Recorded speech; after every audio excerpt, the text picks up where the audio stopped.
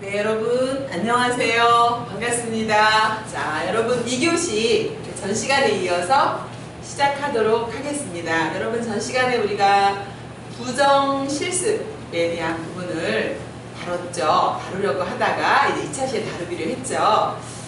자, 그래서 여러분은 이제 이런 일이 없으시겠지만 그래도 혹여나 좀 우리가 알아야 되기 때문에 한번 다루도록 하겠습니다. 자, 첫 번째, 자, 부정실습 기준은요, 제3자가 대리 실습을 실시한 경우입니다.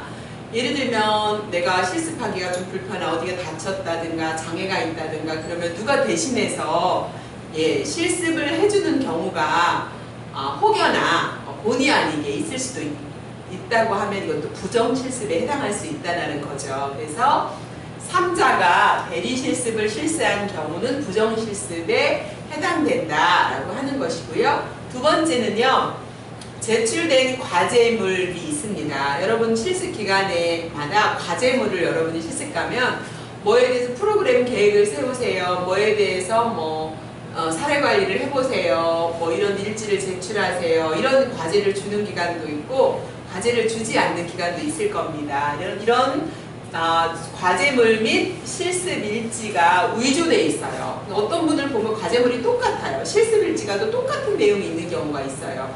본인이 실습하지 않은 거죠. 그래서 이렇게 위조 또는 변조되는 경우가 있어서 복제되어 있다라고 이렇게 판단된 경우에는 결국은 부정실습으로 될 수밖에 없는 부분이다라고 하는 거죠. 그리고 세 번째는 우리 학교에 사전 보고도 없이 실습 시간인데 그 실습 기간이고 당연히 실습지에 있어야 되는 시간인데 실습지에 없어요. 말도 없이 이탈돼 있어요.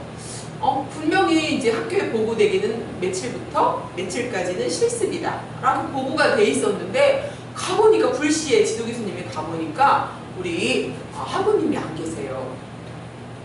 그리고 실습 지도자는 오늘 아파서 못 온다고 했어요 라고 하든가 아니면 오늘 안 오는 날인데요 이렇게 학교에 보고된 거랑 실습 기간에 이렇게 실습하는 거랑 이게 불일치되는 이런 경우가 생기기도 합니다. 그래서 어떨 때는 실습 지도 교수님이 미리 사전에 이야기를 하고 가시는 분도 있지만 불시에 여러분이 실습을 잘 하고 계신지 방문하는 경우도 있을 거라고 생각이 되어집니다. 그래서 여러분이 학교에 그 실습 기간 언제부터 하겠습니다 라고 보고한 기간까지 하시고 부득이하게 그 기간이 변경될 상황이라면 여러분이 실습 기간과 그리고 학교에 실습 지도 교수님에게 보고해 주셔서 변경된 것들을 학교가 다 알고 있어야 된다라고 하는 거예요. 그리고 여러분 기간에 학교에서 공문도 보내주거든요. 언제부터 언제까지 한다고. 그래서 여러분이 혹시나 변동이 몇 번 생기는 분이 간혹 있어요. 그러면 늘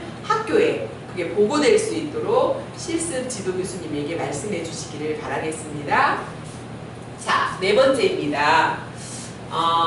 여러분 본 대학교로부터 승인받은 실습 기관과 실습 지도자를 실습생에 무단 변경한 경우입니다. 여러분이 학교에는 예를 들면 꿈나무 지역아동센터에 가신다고 했어요. 학교에는 그렇게 보고가 돼서 전산 등록이 다 돼 있는 거였어요. 그런데 여러분이 변경을 한 거예요. 그리고 어떤 친구는 그 기관에 갔는데 마음에 안 든대요. 본인을 무시하는 거 같고 배울 게 없대요. 그러면서 어떤 데를 갔더니 설거지도 시키고 청소도 시키고 지역아동센터 갔더니 너무 이렇게 배우는 건 없고 이렇다 이렇게 불만을 하면서 중간에 옮기겠다고 하시는 분이 계시거든요. 그래서 이런 경우는 다시 옮기는 경우는 다시 40시간을 했더라도 다시 첫 시간부터 다시 시작해야 되는 이런 번거로움이 있고 다시 시작하려면 또 학교에 다시 보고해야 되고 이런 부분이 있고 실습비도 다시 내셔야 되는 부분이 있습니다. 그래서 여러분이 학교에 승인받은 실습기관과 실습 지도자가 있다면 여러분이 이렇게 제가 우리 학우님들을 만나봤을 때 그런 말씀 많이 하셨어요. 저는요 사회복지사가 대단한 줄 알고 제가 실습을 가면 책상도 준비되어 있고 저를 환영해 줄 줄 알았어요. 그런데 실습 가니까 지역아동센터에 아이들 20명씩 밥 먹은 거 설거지할 게 너무 많고 막 청소해야 되고 막 화장실 청소해야 되고 가자마자 이런 게 너무 많아요. 그래서 저는 도저히 배울 게 없어서 못하겠어요. 힘들어요. 그래서 변경하려고 하는 사람이 있었어요. 그래서 제가 그랬어요. 아, 누구누구님 혹시 그런 설거지하고 화장실 청소하고 이런 거 선생님만 시키든가요? 아니면 다른 분들도 하셨나요? 그랬더니 다 하셨대요. 거기 기관장님도 하시고 슈퍼바이저님도 하시고 직원분들 다 같이 했대요. 그럼 그냥 하세요. 제가 이렇게 말씀드린 적이 있습니다. 그게 무슨 말이냐면 여러분 실습 여러분이 가시면 뭐 실습 기간이 막 3, 40명씩 직원이 있는 게 아니에요. 뭐 소규모 기간은 4명, 5명, 10명 미만이 많아요.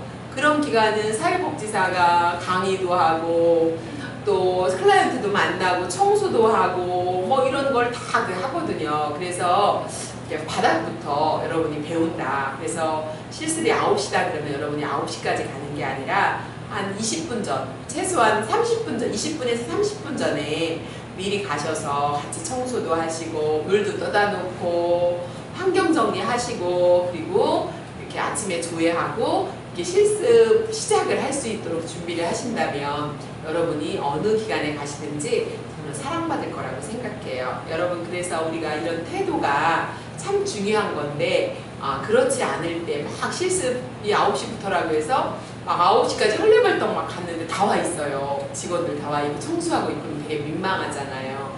그리고 막 이렇게 가셨는데 막 5분, 10분 늘 늦어요. 죄송합니다 하고 또 늦어요. 이러면은 이제 저분은 태도가 이렇게 성실하지 않구나 이런 것들을 이렇게 다른 사람에게 보여질 수 있기 때문에 또 평가받을 수 있기 때문에 여러분들이 실습도 사회생활이다 이런 마음으로 해주시기를 바라고 특히 부정실습에서는 여러분 스스로가 마음에 안 든다고 실습기관과 실습 지도자를 무단 아무 상의도 없이 그냥 변경하거나 이렇게 하면 부정실습에 해당한다라고 할 수 있습니다.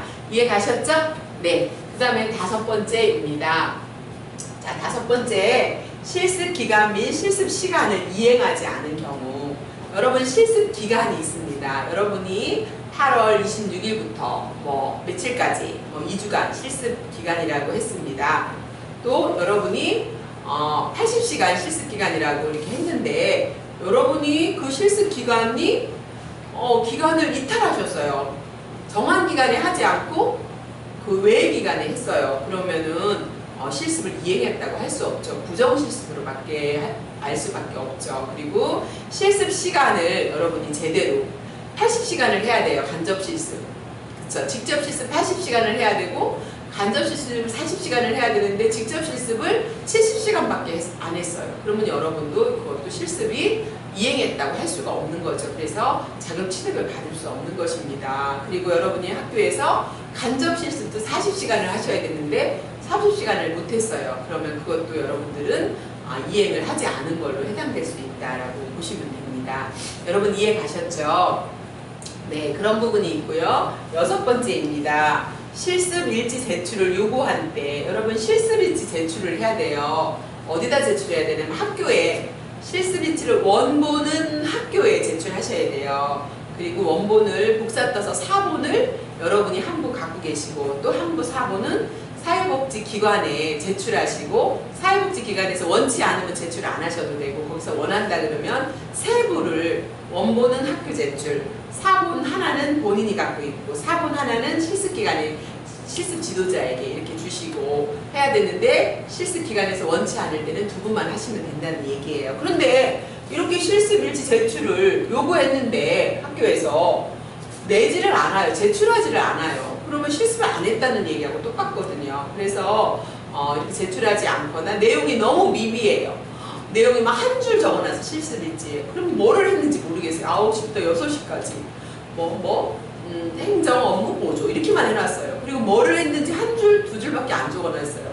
그러면 이 사람이 실습을 제대로 하지 않았구나 이렇게 결국은 오해를 받을 수밖에 없어요. 오해가 아니라 그렇게 평가받을 수밖에 없는 거죠. 그래서 여러분들이 실습을 가셔서 열심히 실습하시는 것도 중요하지만 여러분이 기록을 제대로 하는 거 그리고 여러분이 실습한 내용을 구체적으로 사실을 근거해서 실습일지를 기록하는 거 이런 거 참 중요합니다. 그래서 뒷부분에 여러분 실습일지 기록하는 것도 이야기 드리겠지만 여러분이 실습 일지는 여러분이 9시부터 6시까지 가서 일지만 봐도 여러분이 뭐를 했구나 기록을 보는 사람도 그 그림이 그려질 정도로 사실에 근거해서 여러분이 적으셔야 되고, 그 적으신 것이 가서 뭐를 배웠구나 라고 하는 것까지 여러분 느낌까지 적어주셔야 되는 거라는 거죠. 그래서 여러분 이렇게 샘플링, 교과서 아까 설명해드린 교과서에 샘플링들이 많이 나와 있으니까 여러분들이 좋은 기록들을 많이 보시고 여러분이 모방하시고 또 연습하셔서 실습일지도 잘 기록해 주시기를 바라겠습니다. 또 그 외에도 이에 준하는 그런 행위를 했을 때 이렇게 부정실습에 해당할 수 있다라고 하는 부분들을 여러분이 이 7가지를 기억하면서 여기에 해당되지 않기를 바라는 마음으로 여러분에게 부정실습 기준을 알려드렸습니다. 그러면 사례를 한번 찾아볼까요? 자, 부정실습 적발된 사례를 말씀드리겠습니다.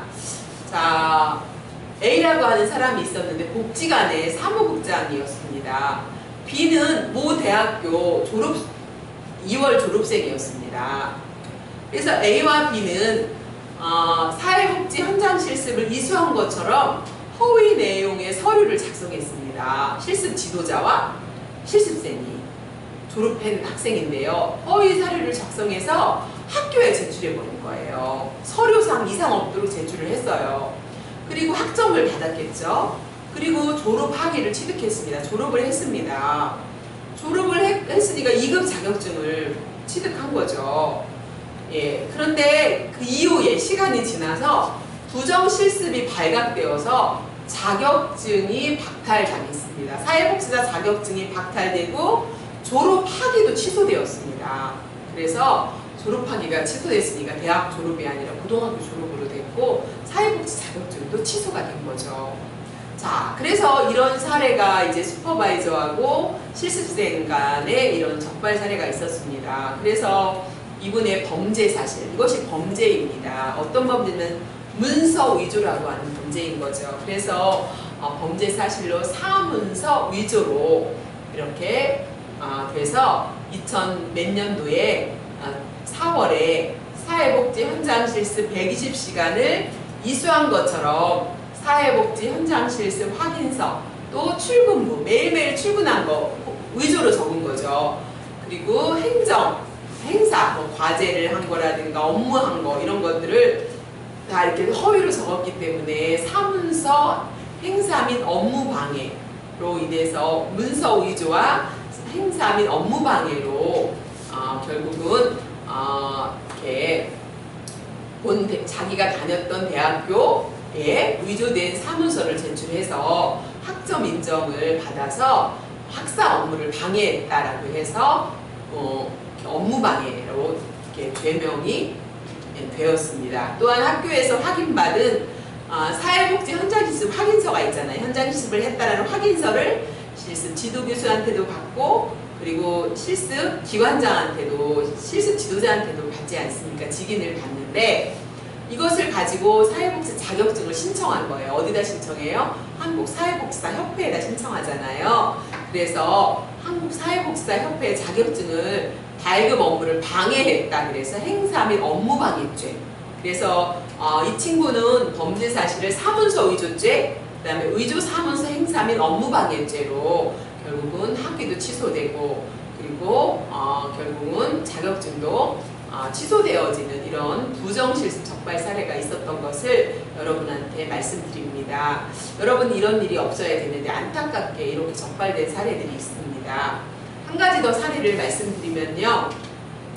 이 실습 적발 사례가 처리 결과를 말씀드리겠습니다. 아까 범죄 사실을 말씀드렸는데 처리 결과가 첫 번째 사법적 처리 결과는요. 사문서 위조죄, 위조 사문서 행사 및 업무 방해죄로 검찰청에 송치되었던 결과가 있었습니다. 그리고 대학교에서는 본인이 다녔던 대학교에서는 처리 결과가 어떻게 됐냐면 F학점 처리됐고요. 실습 과목이 F학점 처리되면서 과목 이수 학점이 불인정될 수밖에 없었잖아요. 이수가 안 된 거죠. F학점이니까. 그리고 졸업 요소가 학점 미달로 되면서 졸업이 안 됐기 때문에 이런 결과 학위가 취소되는 학교에서의 교내 처리 결과와 사법적 처리 결과 이 두 가지로 이렇게 범죄가 이렇게 입증이 되었다라고 하는 것입니다. 그래서 이제 우리가 조심하고 또 조심해야 될 건 뭐냐면 실습 이행 시간 있지 않습니까? 120시간이 있죠. 실습 이행 시간과 모든 서류는 반드시 뭐에 근거해야 된다고요? 사실에 근거해야 됩니다. 사실에 근거하지 않으면 문서 위조가 되는 것입니다. 그래서 여러분 부정 실습을 할 경우 남의 거 그대로 베낀다든가 안 하고 이렇게 막 위조를 한다든가 또 속인다든가 이렇게 부정 실습을 할 경우에는 자격증 발급 이후라도 자격증을 그 당시에는 받았다 할지라도 나중에 그것이 발각이 어떤 방법으로 다 되게 됩니다. 그러면 여러분 자격증이 박탈된다라고 하는 이런 부분들을 꼭 명심하시고 우리가 제대로 실습하셨으면 좋겠습니다. 자, 그 다음에 이제 부정실습 적발 사례 한 가지를 더 말씀드리겠습니다. 자, 경기 고양시 고양문화재단의 청소년 시설 소속 A 팀장이 자신의 부인에게 사회복지사 현장실습 증명서를 허위 발급해줬습니다. 그래서 논란이 되어서 신문에 보도됐던, 문화일보에 보도됐던 그런 사례입니다. 근데 이렇게 허위 그 문서를 발급한 사실이 6년 후에 알게 됐습니다.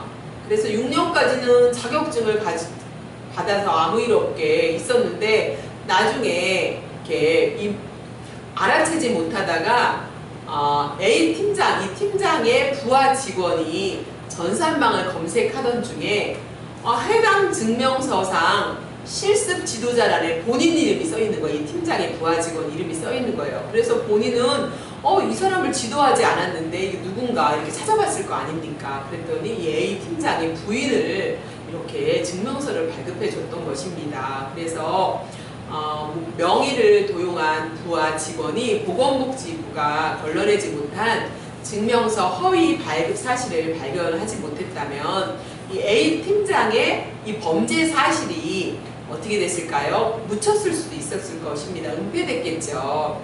그런데 발각 6년 후에라도 발각이 돼서 징계도 받고 형사처벌도 가능하지만 법에서 그 부분까지 규정이 없는 탓에 자격증을 취소하고 그리고 이런 부분에 있어서 사회적으로 부정실습에 대한 것이 이슈화되는 창피를 당하고 아주 했던 그런 경험들이 있습니다. 자, 이렇게 부정실습 적발 사례 또 이런 부실들이 드러나면서 한국사회복지사협회에서 계속 사회복지의 실습에 대한 부분을 강화하고 있습니다. 왜 그럴까요? 우리가 전문가로 훈련되고 양성되어지는 데 있어서 여러분 실습할 때부터 이렇게 문서를 위조하고 부정실습을 한 사람은 저는 사회복지사를 안 하는 게 더 낫다고 생각합니다. 우리가 사회복지는 사람을 이렇게 회복시키고 클라이언트를 이렇게 서비스를 지원하는 그런 일들을 해야 되는데 초기부터 사회복지사하게 되기 전부터 이렇게 실습을 위조하고 문서를 위조하는 일을 한다면 차라리 사회복지사를 안 하는 것이 더 바람직하다. 그래서 오히려 이런 사람이 다른 사람에게 더 많은 피해와 이렇게 부정적인 인식을 갖게 하는 부분이 있기 때문에 이런 부분들은 절대로 있어서는 안 되는 부분이라고 하는 것을 저도 또 여러분도 동의하실 거라고 생각이 되어집니다. 자, 여러분 이해 가셨죠? 이렇게 부정실습이 이렇게 실시된다는 게 정말 이해 안 가시죠, 여러분? 그렇지만 현장에서 이런 일들이 간혹 있다는 거 여러분이 기억하시면 좋겠습니다. 자, 그러면 이제 단계별로 이제 어떻게 운영하는지를 좀 실습에 대한 것을 구체적으로 알아보도록 하겠습니다. 자, 보겠습니다. 자, 여러분이 지금 저와 함께 실습 오리엔테이션 강의를 제가 이제 3교시까지 이렇게 진행을 할 거예요. 이렇게 강의를 수강하고 계시는데요. 특별히 이번 학기는 코로나19로 인해서 오리엔테이션 온라인 강의가 진행된다고 말씀드렸죠. 그게 제가 무슨 실습이라고 했죠?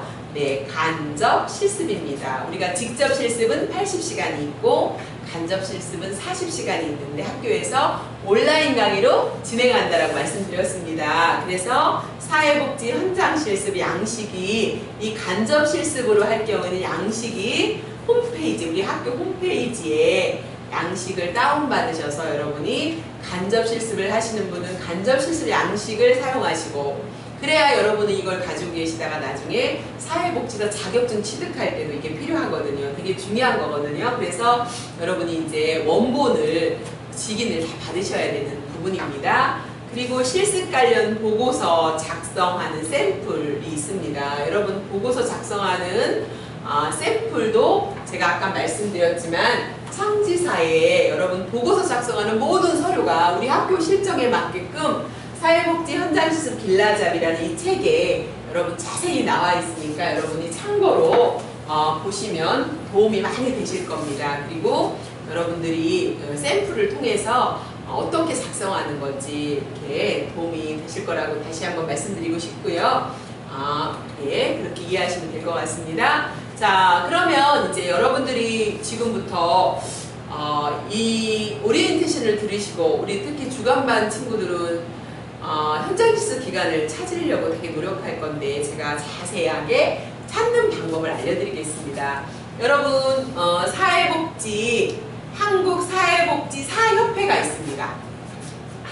한국사회복지협회가 있고 한국사회복지사협회가 있습니다. 그러니까 여러분이 여기서 자격증을 발급하는 곳이거든요. 보건복지부로부터 위탁받아서 여기서 한국사회복지 자격증을 이렇게 발급하기 때문에 여러분이 홈페이지 여기를 들어가세요. 한국사회복지사협회를 들어가시면 이렇게 홈페이지가 뜹니다. 그래서 여러분이 이 홈페이지에서 실습기간 및 지도자 등록 신청 방법, 등록기간 검색 이렇게 나와 있잖아요.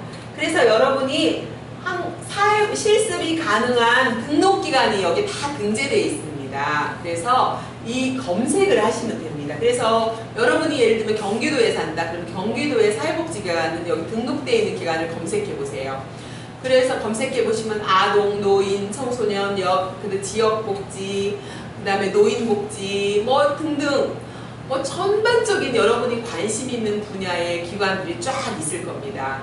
가능하면 저는 여러분 실습은 여러분들 집이 가까운 곳에서 하라고 말씀드리고 싶어요. 집이 너무 멀면 새벽부터 나와서 실습하고 저녁에 늦게 끝나면 너무 힘드시잖아요. 가능하시면 여러분 집하고 가까운 곳에서 여러분이 실습을 하시기를 권장합니다. 자, 그래서 여러분들이 여기 등록기간 검색을 하셔서 내가 살고 있는 지역에 가까운 곳에서 아동인지 노인인지 청소년인지 여성인지 가족복지기관인지 뭐 등등을 쫙 검색하셔서 여러분이 전화를 하셔야 됩니다. 안녕하세요. 전화하실 때 저는 백성문화대학교에서 사회복지를 공부하는 누구누구라고 합니다. 저는 그 기관에서 실습을 하고 싶은데 실습이 가능한지 여쭤보십시오. 실습이 가능할까요? 저를 받아주시면 열심히 하겠습니다. 여쭤보세요. 그러면 여러분 목소리만 들어도 알아요. 이 친구가 되게 성실하구나. 실습을 우리 기관에서 하고 싶은 열망이 되게 많구나. 이거를 알게 되면 어떻게 얘기하냐면 한번 와보실래요? 이렇게 얘기를 합니다. 그러면 여러분이 가실 때 또 어느 기관은 우리는 실습생 다 찼어요. 우리는 지금은 실습생은 받지 않습니다. 이렇게 막 거절을 엄청 많이 당하실 거예요. 근데 이렇게 거절을 당하는 경험도 여러분 공부라고 저는 생각합니다. 그래서 이렇게 여러분이 또 하다 보면 어느 기관에 한번 와보시겠어요? 이렇게 얘기합니다. 그러면 여러분 가시게 되잖아요. 가실 때 여러분이 그냥 가지 마세요. 여러분이 작성해 놓은 실습 신청서랑 실습생 프로파일을 여러분이 가지고 가세요. 이력서라고 생각하시고. 그러면 그분에서 벌써 태도가 달라집니다. 야, 이분이 이렇게 준비가 됐네. 노력하네. 이런 마음을 갖게 됩니다. 그리고 가실 때 그냥 가지 마시고, 우리 사람은 태도가 중요하거든요. 여러분 더운 날이니까 시원하게 드시라고 우리 학생이 돈이 없잖아요. 바카스라도 이렇게 한 박스, 그쵸? 얼마 안 하잖아요. 10,000원 이내에 되는 바카스라든가 뭐 비타 500이라도 이렇게 처음에 방문하실 때 사가지고 가세요. 드세요. 그래서 더운 날씨에 같이 드시라고 사왔어요. 그러면은 그냥 그 음료수가 번거로운 게 아니라 여러분의 마음 자세가 야 이렇게 따뜻한 마음과 배려하는 마음을 갖고 있다면 우리 기관에 와서 실습해도 괜찮겠네 하고 마음이 움직이거든요. 여러분 사람의 마음은 움직이는 거예요. 그러면은 이제 여러분들이 이렇게 인사드리고 이제 여러분이 그때부터 이제 인터뷰를 하시는 거예요. 사실 제가 본 기관에서 이렇게 검색하다 보니까 꼭 하고 싶어서 이렇게 실습생 프로파일을 가지고 왔는데 저는 이런 사람입니다 하면서 여러분이 또 기관에서 물어보시는 거 이렇게 대화하시고 이렇게 하시다 보면은 그러면 언제부터 실습 가능하세요? 이렇게 나오게 됩니다. 그러면 여러분이 그 기간에 실습 기간이 정해지고 그러면 그 기간에 여러분이 실습을 언제부터 할 건지 이렇게 이제 조율을 하셔서 여러분이 거기서 이제 필요한 거 보유번호증이니 여러분이 필요한 것들을 다 받으셔서 학교에 이제 등록을 하시는 거죠. 그래서 여러분이 실습 기간 정한 기간에 실습을 가시는 걸로 이렇게 컨택을 하시면 됩니다. 여러분 이해가셨죠? 그리고 학교의 홈페이지에 우리 협약한 기간이 있다 그랬잖아요.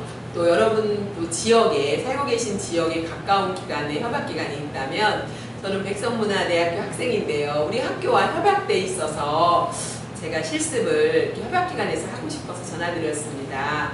저를 받아주신다면 열심히 배워보겠습니다 하면서 여러분이 공손한 태도로 아니면 제가 한번 꼭 방문해서 이렇게 실습에 관해서 상의드리고 싶은 부분이 있는데 한번 바쁘시지만 시간을 내주실 수 있으시겠습니까? 하고 여러분이 공손하게 말씀을 하시면 여러분의 말투와 여러분의 열망을 보고 마음이 움직이는 분들이 상당히 많이 있습니다. 그래서 사람은 태도가 참 중요한 거거든요. 그래서 여러분들이 이렇게 한국사회복지사협회에 들어가셔서 등록기간 검색도 하시고 또 여러분이 지역에 가까운 기간에 전화를 여러 번 하셔요. 거절도 당하시고 하셔서 여러분이 제가 알려드린 방법으로 실습기간을 선정하시는 부분을 하시면 저는 도움이 될 거라고 생각합니다. 여러분 여기까지 이해 가시죠?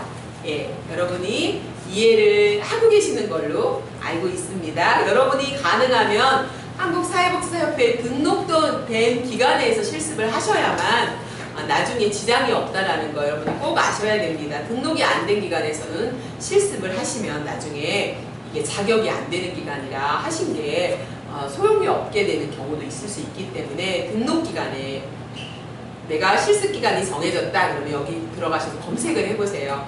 한국사회복지사협회에 내가 가는 기간이 등록된 기간인가 아닌가 이것을 꼭 여러분이 검색하시기 바랍니다. 예. 자, 그러면 여러분이 여기까지 이제 이해를 하신 걸로 알고 있고요. 자, 그러면 그 다음은 어떻게 하면 될까요? 네. 그 다음은 이제 실습 기간을 여러분이 이제 알아보셨잖아요. 협회 들어가서 실습 기간을 선정하는 건데 이거는 개별적으로 여러분이 원하는 기간을 선정하세요. 가능하면 선정할 때 나는 아동복지에 관심이 있다 그러면 아동복지 기간을 선택하시면 되고요. 나는 노인복지에 관심이 있다 그러면 여러분이 노인복지 기간을 선택하세요. 왜 그러냐면 여러분 실습을 어쨌든 여러분이 120시간이든 직접 실습 80시간이든 실습을 하시는 기관이 있잖아요. 그 기간에서 실습을 열심히 하시다 보면은 여러분이 적성에 맞는지 안 맞는지, 내가 노인복지가 적성에 맞는지, 아동복지가 적성에 맞는지, 내가 청소년복지가 적성에 맞는지, 여러분이 내가 어느 분야에서 내가 사회복지사로 평생 일을 해야 될지 여러분이 실습 경험을 통해서 이렇게 경험해 보는 것이 되게 중요합니다. 그래서 저는 여러분이 관심 있는 분야에 가서 실습을 하셔라. 그리고 여러분이 성실하게 실습을 하시면 그 기관장이나 그 사회복지사 선배님들이 여러분을 딱 보면 알아요. 제대로 하는지 어떤지. 여러분 80시간이든 120시간 같이 일하다 보면요 여러분 다 파악해요. 그래서 나중에 여러분들이 실습을 마칠 때 종결평가를 할 때 여러분한테 이렇게 뭐랄까요 프로포즈를 하게 돼요. 혹시 나중에 우리 기관에 와서 일해볼 마음 있어요? 이렇게 프로포즈를 할 때가 있어요. 그거는 여러분이 좋은 평가를 받았다는 거예요. 그래서 여러분 너무 당황하지 마시고 정말 그렇게 기회를 주신다면 너무 감사하죠. 혹시나 그런 기회가 있다면 언제든지 연락 주시면 그렇게 하겠습니다 하고 여러분이 이렇게 말씀하시면 되거든요. 근데 여러분이 또 원치 않는다면 어쩔 수 없지만, 그래서 실습을 여러분이 제대로 하시면 그것이 취업으로 연결되는 경우가 많습니다. 제가 예전에 천안 YWCA에서 사무총장으로 일했는데 우리 학교 학생 2명이 우리 그 기관에 와서 실습을 하셨는데 실습 끝날 때쯤 직원 2명이 퇴사를 했습니다. 그 자리가 빈 거예요. 직원을 뽑아야 되는데 누구를 이렇게 모집하는 것보다 더 중요한 것은 이렇게 여기서 경험해본 친구를 직원으로 쓰자 이렇게 상의를 했습니다. 그래서 여러분 실습한 2분을 친구였는데 2분이 와서 한 10여 년 정도 같이 일을 했던 경험이 있습니다. 근데 지금은 기관장이 됐어요. 그래서 여러분 이렇게 실습을 하다 보면 성실히 하다 보면 그것이 뭘로 연결된다고요? 예, 직업으로 연결되는 경우가 있다. 그러니까 여러분 우리가 실습도 뭐라고요? 사회생활이다. 여러분 뭐라고요? 실습도 사회생활이다 라고 하는 걸 여러분이 꼭 기억하시기 바랍니다. 이해 가셨죠? 네, 그렇습니다. 자, 그리고 이제 실습기관 섭외하는 방법에 대해서 제가 좀 더 구체적으로 알아봐 드리겠습니다. 자, 첫 번째, 지금까지 말씀드린 거 요약한 겁니다. 자, 관심 분야 지역을 검색하라. 그리고 전화와 방문 등으로 적절한 실습기관을 선정하라 라고 하는 거 말씀드렸죠, 지금까지? 자, 두 번째는 기관과 1차적 구두 섭외를 시도하라. 그래서 기관과 전화를 하고 제가 한번 방문 그래도 괜찮을까요? 구두로 섭외를 시도하고 전화하고 담당자를 찾아라. 그리고 실습기관을 신입생을 모집하는지 확인하고 또 담당자와 기관 방문 날짜를 정해서 직접 방문하는 게 중요합니다. 저도 기관을 운영하고 있는데요. 실습생 받는 애들 전화 엄청 많이 옵니다. 하루에 막 5통씩 받거든요. 그래서 우리가 이렇게 그 전화만으로 끝나는 것보다는 이게 방문까지 하라고 하면 거의 다 실습을 받을 의향이 있다라고 하는 거기 때문에 여러분이 전화로 확인하실 때 여러분이 전화 예절이라든가 이런 말투라든가 이런 거 잘 하시고 직접 방문할 때는 제가 아까 바카스라도 한 박스 사가지고 가셔서 여러분이 잘 이렇게 인터뷰를 하셔라 라는 거 말씀드렸습니다. 그리고 이제 아까 제가 말씀드렸지만 실습생 프로파일에 꼭 사진을 붙이시고 이걸 구비하셔서 기관에 방문하시고 세부적인 실습 일정과 실습 내용을 협의해서 최종 실습 기간으로 섭외해서 확정하시고 실습 지도 계획서를 이제 나중에 그 당시에 수령할 수도 있지만 또 실습 지도 계획서를 또 이렇게 그쪽에서 어떻게 지도할 건지 주시면 수령하시면 됩니다. 그리고 여러분이 실습생 프로파일 양식은 학교의 자료실에 보면은 프로파일 양식이 다 있습니다. 그래서 다운받으셔서 실습일지 양식, 실습생 프로파일 양식이 다 다운받으시면 됩니다. 그래서 실습일지 양식은요, 필수가 있고 필수가 아닌 것이 있어요. 여러분 필수가 아닌 것은 해도 되고 안 해도 된다는 거예요. 필수는 꼭 해야 된다는 거예요. 그래서 여러분이 그 양식을 다운받으셔서 그 양식의 폼대로 여러분이 쭉 작성하시면 됩니다. 자, 그 다음에 실습 기간에서 여러분에게 제가 프로파일은 뭐를 붙여야 된다 그랬죠? 꼭 사진을 붙여야 된다고 말씀드렸습니다. 자, 그리고 실습 기간에서 공문을 요구합니다. 공문이라는 건 뭐냐면 공적인 문서입니다. 그래서 예를 들면 꿈나무 지역 아동센터로 내가 실습을 가는데 그냥 가는 게 아닙니다. 학교에 여러분이 전화번호, 사업자 등록번호 뭐 이런 거 다 제출하셨잖아요. 엑셀 파일로. 제출한 걸 학교에서 다 입력을 하고 등록을 합니다. 전산 등록을 합니다. 그러면 등록이 된 이후에 이제 우리 학교에서는 공문을 보냅니다. 꿈나무 지역아동센터 수신, 그리고 발신은 백성문화대학교 사회복지학부. 그리고 문서 내용은 우리 실습생 이름, 누구누구가 언제부터 언제까지 사회복지기관에 실습을 의뢰하오니 우리 누구누구 학생을 잘 지도 편달 바랍니다. 백성문화대학교 사회복지학부 정희정 학부장님. 예를 들면 이렇게 해서 우리가 학교에서 사회복지학에서 공문을 보냅니다. 그러면 그 기관에서 공적인 문서를 접수하는 거죠. 문서 접수를 해서 백성문화대학교 학생이 우리 기관에 실습을 오는 걸 공식으로 인정하는 문서를 접수하는 겁니다.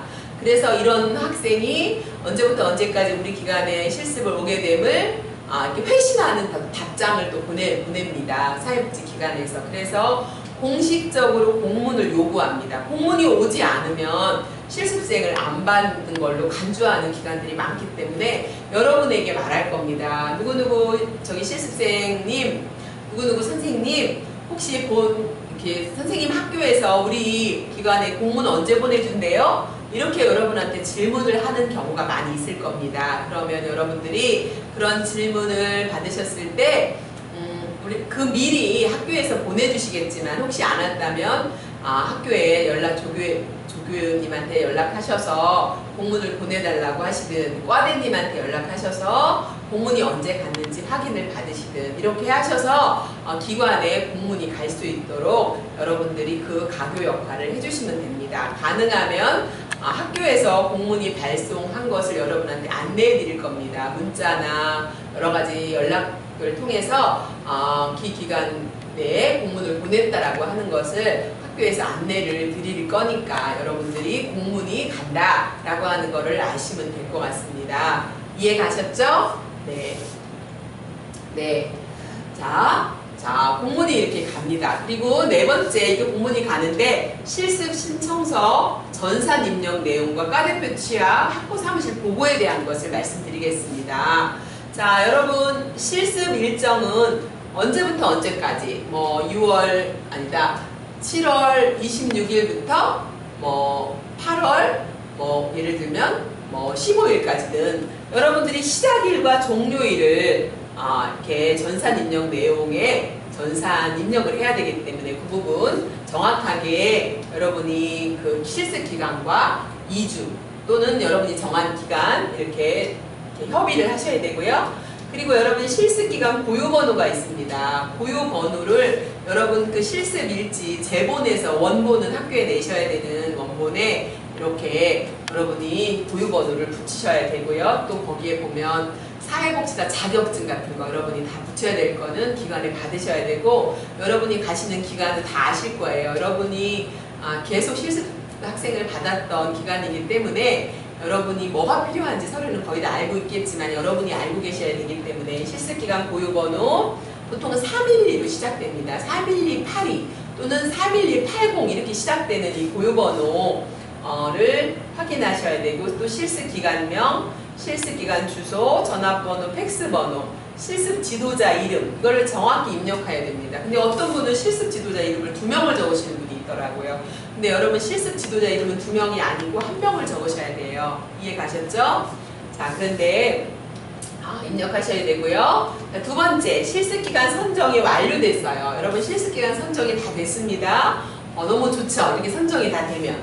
자, 이렇게 됐다면 실습기간이나 실습 일정 정하고 나서 변경이 될 경우가 있을 겁니다. 정해놨는데도 무슨 일이 생겼거나 이사를 가야 되거나 이럴 때는 실습기간이나 실습 일정을 변경해야 될 경우가 있을 거 아닙니까? 그러면 사회복지 현장 실습 담당자와 실습 지도 교수님에게 이 변경 내용을 반드시 알려주셔야 됩니다. 그래야 이 전산에 입력한 것을 다시 수정할 수 있기 때문에 여러분 이걸 하지 않고 나중에 다른 기관에 가서 실습을 했는데 등재된 거는 또 다른 기관이었어요. 그러면은 여러분이 불이익을 당할 수 있기 때문에 늘 여러분에 대한 변경된 사항은 실습 지도 교수님께 상의하시고 담당자에게 연락하셔서 이런 변경 사항이 잘 이렇게 전달되도록 해주시는 거. 여러분의 일은 여러분이 이렇게 몫이기 때문에 잘 이런 부분을 해주시기를 바라겠습니다. 자, 그 다음에 실습 기간 중에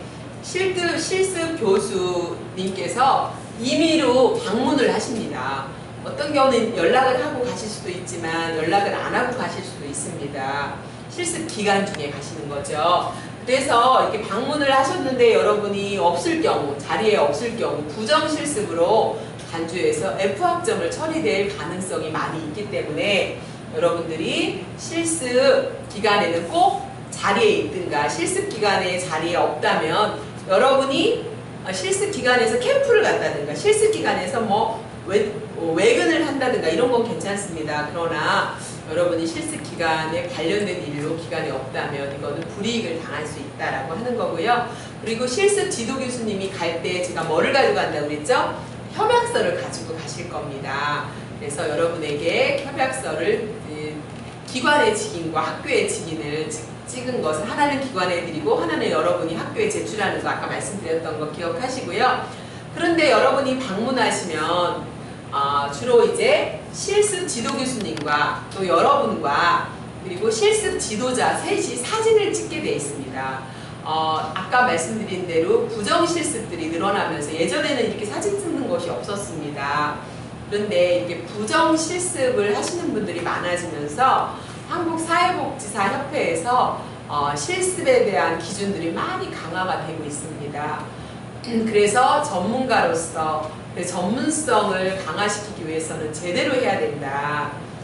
이런 부분 때문에 강화하고 있고, 그래서 또 이렇게 실습 지도 교수님, 실습생, 실습 지도자가 셋이 사진을 찍은 것을 여러분이 이제 학교에 또 제출을 해야 되는 부분이 있거든요. 학교에 또 제출을 해야 됩니다. 그래서 실습 지도 교수가 사진을 찍어서 학교에 제출해서 그걸 전산망으로 이렇게 올리는 그런 과정들이 있습니다. 그래서 실습을 제대로 갔다 왔는지를 증빙하는 그런 자료로 사진 자료가 활용되기 때문에 여러분이 실습 지도 교수님이 방문하는 그 시간에는 꼭 그 자리에 현장에 계셔서 이 사진을 찍어야 된다라고 하는 것을 기억하시고, 사진을 찍을 때는 여러분 그 기관명이 나와 있는 현판? 입간판이 나와 있는 꿈나무 지역아동센터다 그러면 꿈나무 지역아동센터라고 하는 그 명패가 붙어 있는 곳에서 사진을 찍으셔야 됩니다. 그렇지 않으면 또 허위 사진이 될 수도 오해를 받을 수가 있기 때문에 여러분이 그런 부분들을 아시고 여러분이 그렇게 진행해 주시면 될 것 같습니다. 여러분 이 부분 이제 이해 가셨죠? 예, 잘 이해 가셨을 거라고 생각합니다. 자, 다시 한번 이제 빨간 거 말씀드릴게요. 실습이 승인된 후에 전산 입력 사항과 변경된 사항에 대해서 사전에 학교에 연락하지 않고 했을 경우는 인정이 어렵다, 실습 인정이 어렵다라고 하는 이런 부분에서 여러분들께서 꼭 실습지를 변경해야 될 특별한 사정이 생긴다면 어디에 연락하라고요? 네, 꼭 학교에 연락해 주시는 것이 너무너무 중요하다라고 하는 거 말씀드리고, 가능하면 정하신 기간에서 좀 특별한 어려움이 없으면 가능하면 마치는 것이 좋다고 보고요. 또 부득이한 사정이 있다면 이런 부분은 학교에 다시 연락하셔서 이런 부분에 어려움을 당하지 않도록 해주시기를 바랍니다. 네, 여기까지 이해하셨을 거라고 생각하고요. 자, 그 다음에 넘어가도록 하겠습니다. 네. 네. 자, 그러면 실습 신청 절차를 알려드리겠습니다.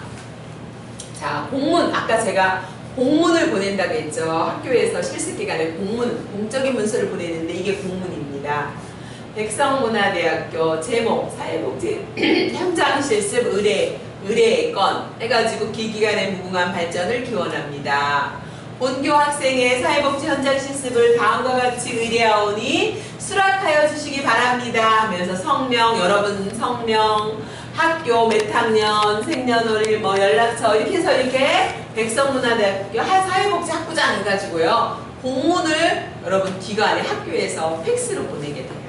그래서 팩스 번호 여러분 다 알려주셨죠? 네, 이렇게 하게 됩니다. 그래서 이제 공문을 보내게 되는데 학교에서 기관에 공문을 보내고, 또 여러분 실습생 프로파일을 학교에 제출하시잖아요. 실습생 프로파일을 보내고 또 실습 신청서를 발송합니다. 그래서 이렇게 공문 뒤에다가 실습생 프로파일과 실습 신청서를 첨부해서 백성문화대학교 이런 누구누구 학생이 언제부터 언제까지 이렇게 실습을 신청하고 이런 학생입니다라고 이거를 첨부해서 이렇게 공문을 보내준다라고 하는 거 여러분이 아시면 될 것 같습니다.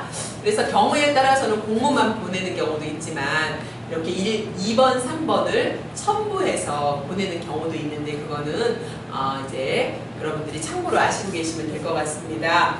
그러면 학교에서 학생에게 그쵸? 이렇게 공문 발송했다라는 것을 문자나 연락으로 알려드리니까 여러분들도 알고 계실 거라고 생각하고요. 그러면 기관에서 학교에 보내는 건 뭘까요? 여러분 실습이 끝나면 실습 평가서라고 하는 게 있습니다. 여러분이 늘 평가받고 있다라고 하는 거예요. 여러분이 이걸 아셔야 되는데요. 기관에서 실습 지도자가 여러분을 다 평가합니다. 뭐라고 평가해? 실습 시간은 잘 지켰는지, 여러분 태도는 적절한지, 기록은 제대로 했는지, 여러분들이 이렇게 이런 여러분의 모든 것들을 평가하는 항목이 있습니다. 그 항목에 여러분을 다 평가한 것을 여러분 도장 거기서 찍고 점수를 매깁니다. 그래서 그건 여러분이 보면 안 됩니다. 여러분한테 주는 게 아니라 그것을 어디에 보내냐면 학교에 등기로 보냅니다. 그래서 여러분 등기로 이 학생은 언제부터 언제까지 어떻게 했는지 평가가 여러분 등기로 해서 학교 사회복지학부로 등기로 보냅니다.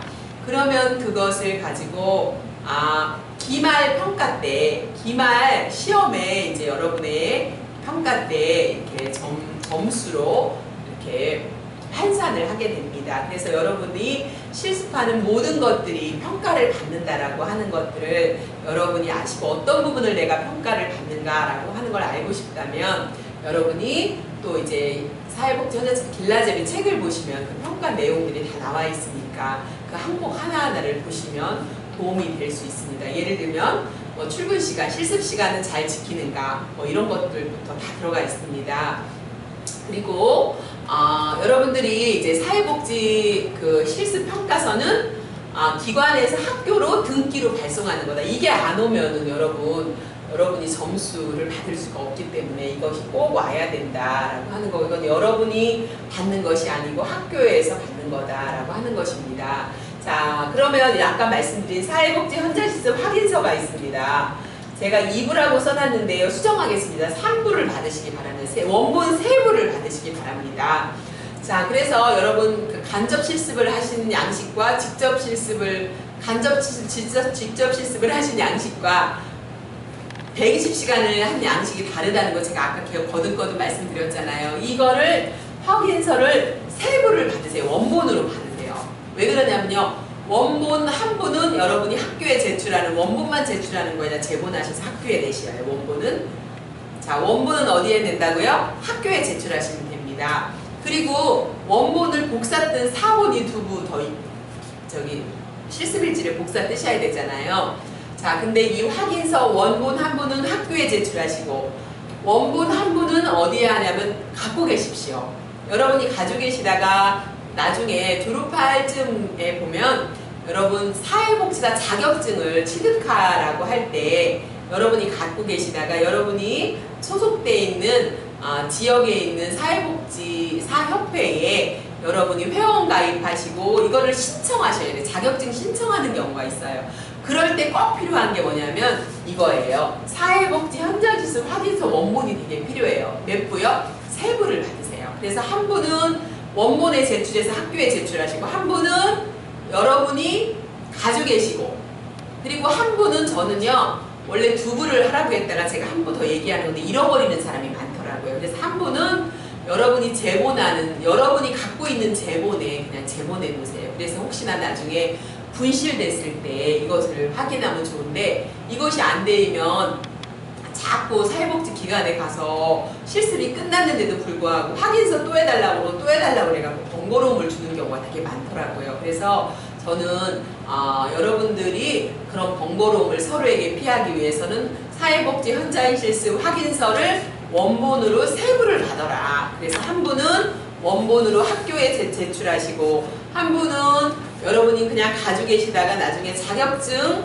취득할 때 접수할 때 쓰시고 또 한 분은 여러분이 사본으로 가지고 계시는 실습일지 제본에 원본으로 그냥 제본하세요. 그렇게 하셨다가 나중에 혹시 여러분이 뭐 분실을 했거나 이럴 때는 그대로 쓰시고 분실 안 했으면 그대로 간직하고 계시면 되고 이렇게 하는 게 제가 그동안 실습 지도를 해보니까 이렇게 여러 가지 그 어려움을 최소화할 수 있는 방법인 것 같아서 2부 받으라고 했다가 제가 3부 받으시라고 이렇게 변경해서 말씀을 드립니다. 2부 받아도 큰 어려움은 없지만 3부 받아놓으면 훨씬 더 좋을 것 같아요.